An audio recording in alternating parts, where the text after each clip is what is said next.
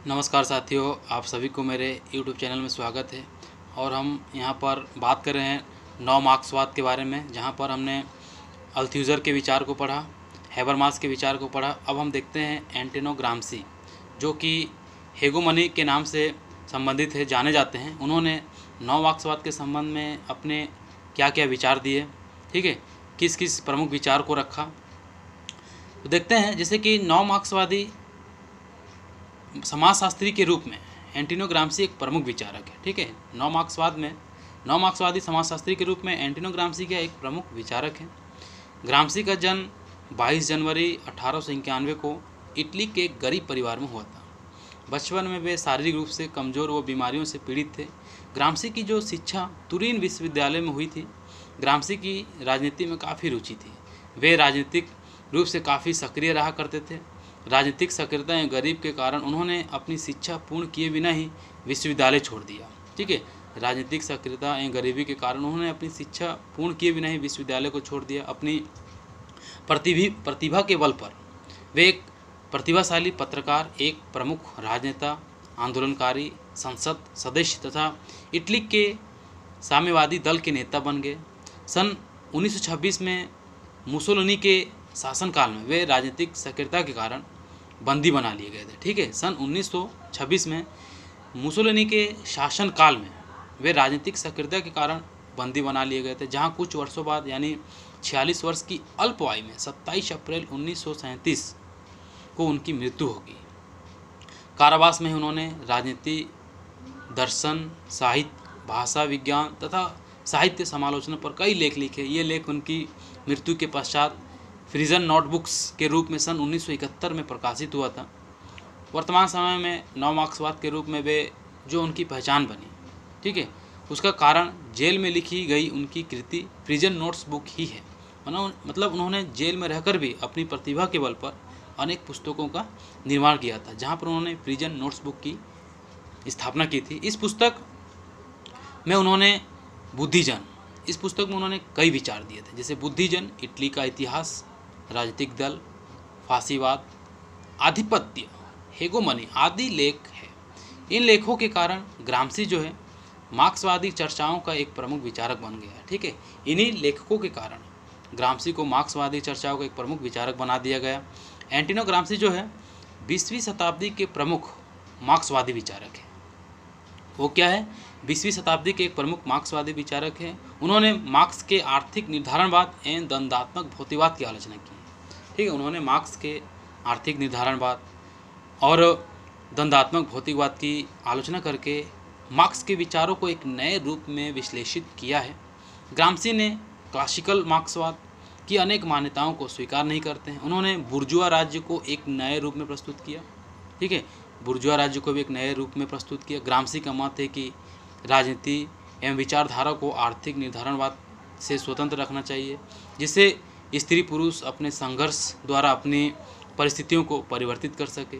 उनका ये भी मत है कि पूंजीवादी वर्ग के प्रभुत्व को केवल आर्थिक कारक द्वारा समाप्त नहीं किया जा सकता। उनका ये भी मानना है पूंजीवादी वर्ग के संबंध में प्रभुत्व काल को केवल आर्थिक कारक के द्वारा समाप्त नहीं किया जा सकता, बल्कि इसके लिए राजनीतिक शक्ति की आवश्यकता है, ठीक है, और इससे भी ज़्यादा विचारात्मक तंत्र की आवश्यकता है, जिसमें शासित वर्गों की मौन स्वीकृति प्राप्त कर ली है।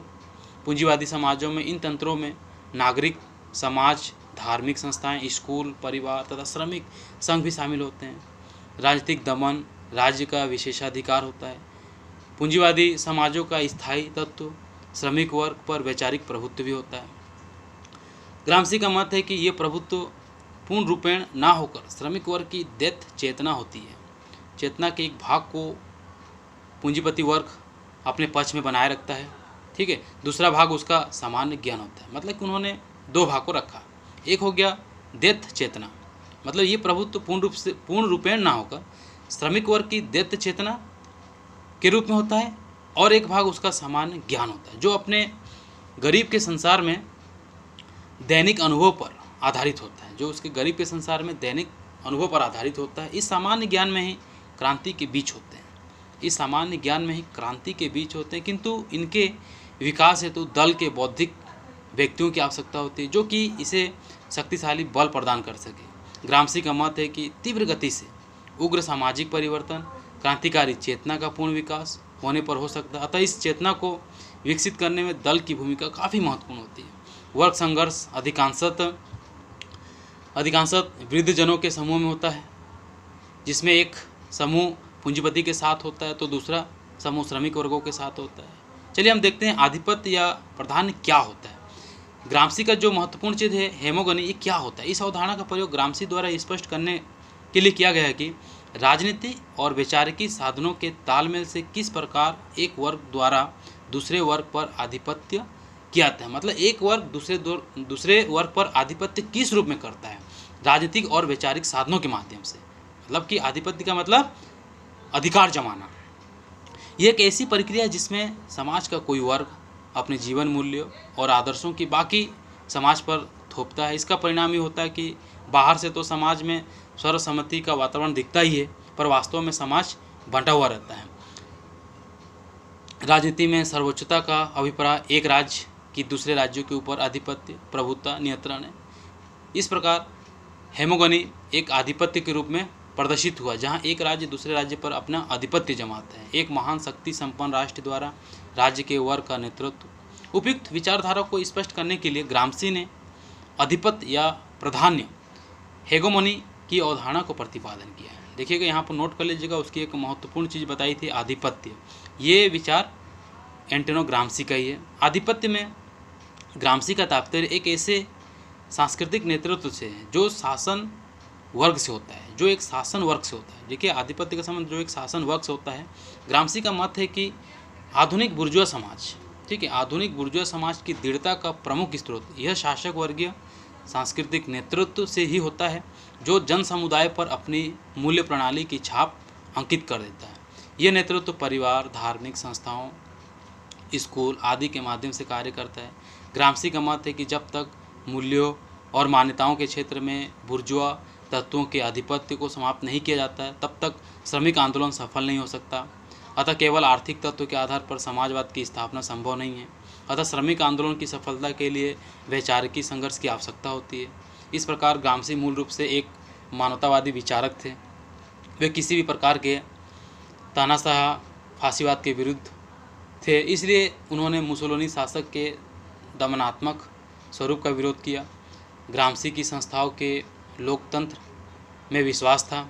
यही कारण था कि उन्होंने अपने श्रमिकों के प्रजातांत्रिक आंदोलन का समर्थन किया। ग्रामसी एक ऐसे स्वचालित नियंत्रित समाज के समर्थक थे जहां दमन या शक्ति का कोई स्थान नहीं था। वो एक मानवतावादी विचारक के रूप में कार्य भी किया। और जो तानाशाह है, जो अपने आप को बहुत ही बड़ा राजा समझता है, फांसीवाद, ठीक है, मैं इस शहर पर राज करूंगा, एक बहुत बड़ा, उसके विरुद्ध में थे। इसलिए उन्होंने मुसोलिनी शासन के जो दमनात्मक स्वरूप का विरोध भी किया था, जहाँ पर शोषण प्रक्रियाएं लागू थी, ठीक है, और उसका विरोध किया। ग्रामसी का संस्थाओं के लोकतंत्रीकरण में विश्वास था। यही कारण था कि उन्होंने श्रमिकों के प्रजातांत्रिक आंदोलन का भी समर्थन किया। तो इस प्रकार नव मार्क्सवाद के संबंध में एंटोनियो ग्रामसी ने अपने विचार व्यक्त किए थे। धन्यवाद।